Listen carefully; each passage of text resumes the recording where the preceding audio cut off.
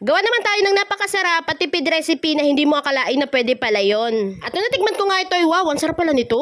At syempre ituturo ko sa inyo kung paano to gawin. Una ay maglagay lamang ng asukal, 2 o 3 kutsarang asukal dito sa lyanera. Tapos ay tutunawin lang ito hanggang sa mag-arnibal. At kapag okay na, yan iset aside lang muna natin.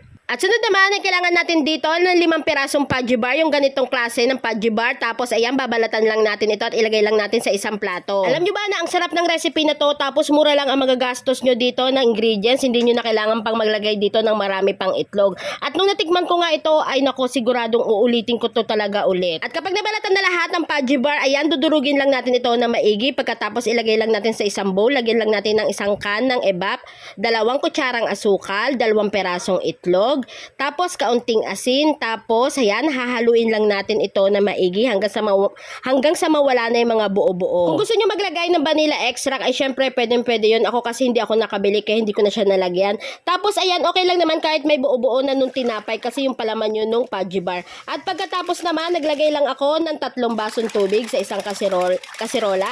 Tapos ay tinunaw ko lang doon yung isang sachet ng gulaman powder, yung clear.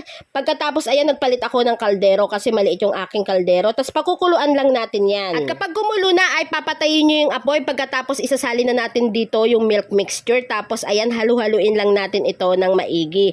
Pagkatapos naglagay ako dito ng maliit na pack ng all-purpose cream. Tapos ayan, haluin lang natin uli ito ng mabuti. Ulitin ko po ulit ha, na bago ko nilagay sa kaldero yung milk mixture ay wala na po yung apoy. At pagkatapos, ayun, hinalo ko lang siya ng maigi, diba? Tapos kapag okay na, ayan, isasali na natin lahat sa lyanera. Palamigin lang natin ito ng kaunti at pagkatapos ilalagay natin to sa chiller. So, i-chill lang natin ito ng 2 hours or kung hindi naman, ay syempre overnight pwede.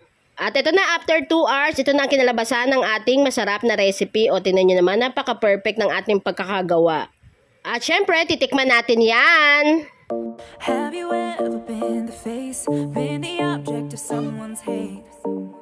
Like you stood all alone. Have you ever felt this way?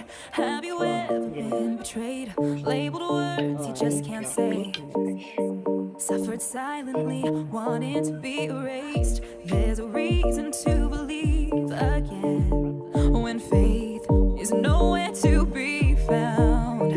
Try to find the strength to try again and stand on solid ground. You keep searching for a hero, you just want to find a friend, you just want to make a difference, bring this battle to an end.